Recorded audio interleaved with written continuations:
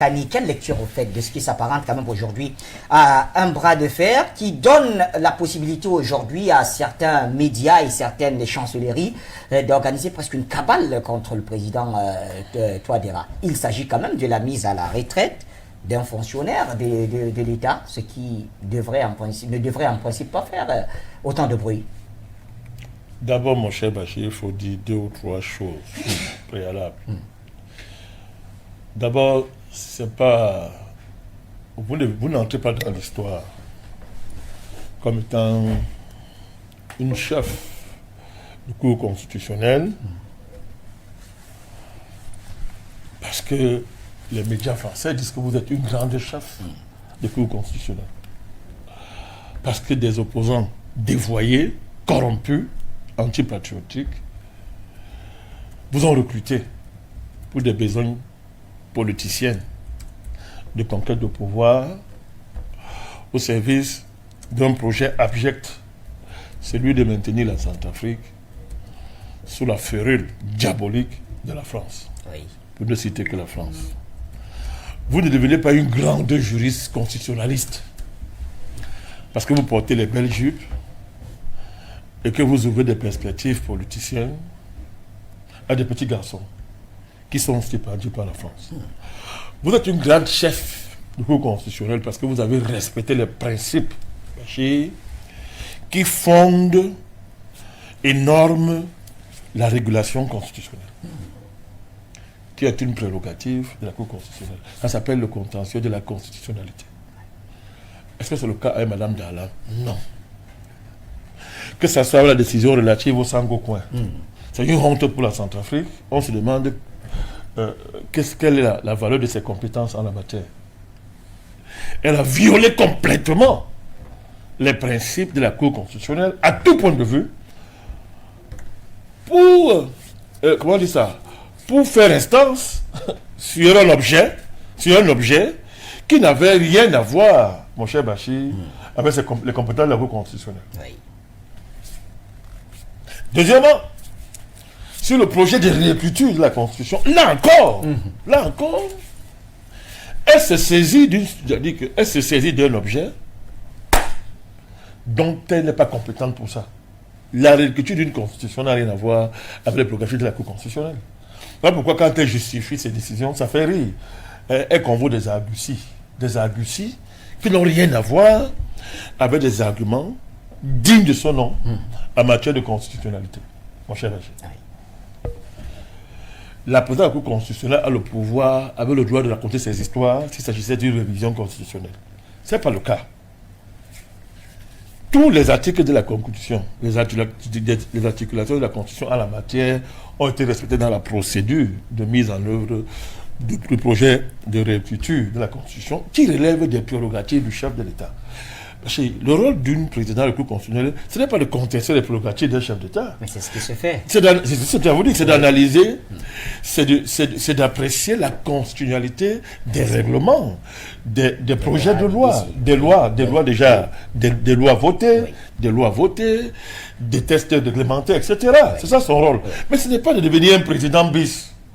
Le rôle du chef de cour constitutionnelle, ce n'est pas d'être la personne qui défie le président et pour faire la une des journaux, des médiocres journaux français. Le rôle du chef de cour constitutionnelle, ce n'est pas d'être une star. La fonction de président ou de président de cour constitutionnelle demande une maturité, une sérénité, une certaine assise, mon cher Bachir, une certaine assise liée à la gravité des questions constitutionnelles dont on a vu, n'est-ce pas, Madame Darlan s'en éloigner systématiquement. On n'a pas affaire à une présidente de cour constitutionnelle, on a affaire à une corrompue de haut niveau, dont l'ascendance politique est marquée par une allégeance servile aux intérêts français et un comportement antipatriotique reconnu qui font que, n'est-ce pas, son maintien dans cette cour, à la tête de cette cour, porte de manière gravissime atteinte aux intérêts de la Centrafrique. Mon cher Bachir. Donc le débat, il est là. C'est pas ça. Il faut qu'on mette les choses au clair par rapport à ça. Deuxièmement, c'est parce qu'une opposition, autoproclamée opposition, bavarde, fait du bruit, s'énerve, convoque ses appuis français, que ce qu'ils disent, ce qu'elle dit, a une valeur politique, mon cher Bachir. C'est le cas en Centrafrique. On est libre de politiser l'avenir constitutionnel d'un pays. On est libre de faire de l'avenir constitutionnel d'un pays un sujet de tactique politicienne de prise au pouvoir. Mais ce n'est pas le rôle du président. Le rôle du président, c'est de veiller à la légalité de ses démarches, c'est de s'assurer qu'il préserve les intérêts supérieurs de la nation, conformément au serment qu'il a pris. Mais C'est le cas, et ce n'est pas le cas avec le président Touadéra. Je vais vous le démontrer. Oui. Vous me posez une question? Oui, la mise à la retraite de Mme Darlan ne concerne que sa fonction en tant que, je me répète, fonctionnaire de l'État, professeur d'université, tout simplement. Cela, en principe, ne devrait pas avoir d'impact sur sa fonction élective. Si, ça a des conséquences. Ah bon? Oui, ça a des conséquences. Il faut qu'elle soit professeur Voilà. constitutionnellement. C'est ça a des conséquences. En activité? Oui, ça a des conséquences, Bachir. Mais le débat n'est pas là. Le débat, c'est la légalité de l'acte du président. Mais c'est sur cet acte qu'elle a, c'est Non, sur cet angle non, qu'elle a engagé sa défense. Non, on interprète les actes d'un président, le droit. Mais l'interprétation est personnelle. Oui. C'est une opinion. Vous pouvez interpréter, vous êtes fâché d'un président. Allez dans votre chambre, buvez du whisky, calmez-vous. Vous avez le droit. Elle peut aller boire les bouteilles de whisky si elle veut. Hein. Elle peut même se droguer si elle veut. Elle peut même aller coucher avec des amants si elle veut. Permettez qu'elle descende à ce niveau, Bachir. Oui. Hein? Non, allez, non, on fait comme si on n'avait rien entendu. Voilà, c'est-à-dire qu'elle peut le faire. Mais l'interprétation ne remet pas en cause, mon cher Bachir, la légalité d'un acte réglementaire que prend un chef de l'État. Dans le cadre de cette prérogative. Ouais. Est-ce que le président, oui ou non, a le droit de mettre une fonctionnaire à la retraite? Oui. A-t-elle dépassé la limite d'âge? Oui. C'est des faits. Elle est censée le savoir. Oui, parce que les constitutionnalistes nous dit-on qu'elle ferme sa bouche. Parce que quand vous jouez avec un pays, que vous êtes malin, vous êtes malin, vous vous cachez derrière la couverture prestigieuse de votre fonction de président de la Cour constitutionnelle pour vous livrer à la vente de votre pays aux enchères à la France, mon cher Bachir. Et vos partisans font de vous une héroïne. Bachir, Oui. c'est bien, non? C'était bien. Mais le président, un chef d'État, lui, il lit la loi. Bachir, il interprète, il applique la loi. L'acte du président est un acte, il est dans son rôle. Il a le droit de mettre Madame Darlan, fonctionnaire, professeur fonctionnaire, atteint la limite d'âge à la retraite. Oui ou non? Oui. Elle va à la retraite, on va la remplacer à la tête de la Cour constitutionnelle. Et c'est bien pour la Centrafrique. Ce qui est important pour nous, c'est quoi, mon cher Bachir?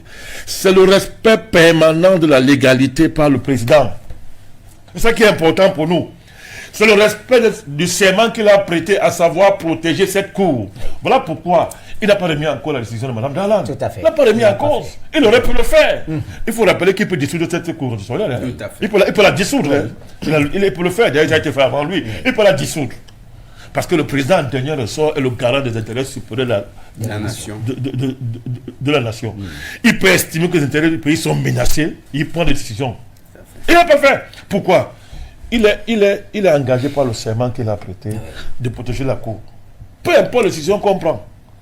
Il doit seulement s'assurer que ces décisions qui ont été prises, n'est-ce pas, que l'État centrafricain accompagne ça, n'est-ce pas, dans le sens de préserver les intérêts du pays. D'ailleurs, c'est ce qu'il a fait avec le Sangocoin. L'État a fait un communiqué pour dire que non, pour rassurer les investisseurs potentiels, tous ceux qui sont intéressés par ce projet. Et l'État a dit que non, nous sommes contents que la Cour constitutionnelle maintenant a reconnu l'importance que notre projet est bon pour la Centrafrique, parce que ça paraissait dans le verdict de la Cour constitutionnelle. Donc, Bachir, le président Touadéra, il faut le saluer, est resté cohérent à l'égard du serment qu'il engage. Il a protégé cette cour. Et pour protéger la cour aussi, ça consiste aussi, mon cher Bachir, à s'assurer que la loi est respectée. Si quelqu'un a atteint la limite d'âge, son maintien en fonction dépend du président. Oui. Tout à fait. Vous savez ça, non? Oui. Il peut prolonger. Il peut prolonger ou proroger. C'est ça, non? Écoutez bien. Tout à fait. Mais alors, Non, mais on connaît des mais pays. s'il avait protégé, On s'il avait connaît des pays où on est allé prolongé. chercher des retraités. Mais pour les comment? amener à Voilà. l'activité, ouais. Voilà, c'est purement, on va dire en Les décisions langage, du chef. on va dire dans les usages administratifs, c'est discrétionnaire à ce moment-là. Voilà. Ça devient discrétionnaire. Ça relève même plus de la loi, ça devient discrétionnaire, mon cher Bachir.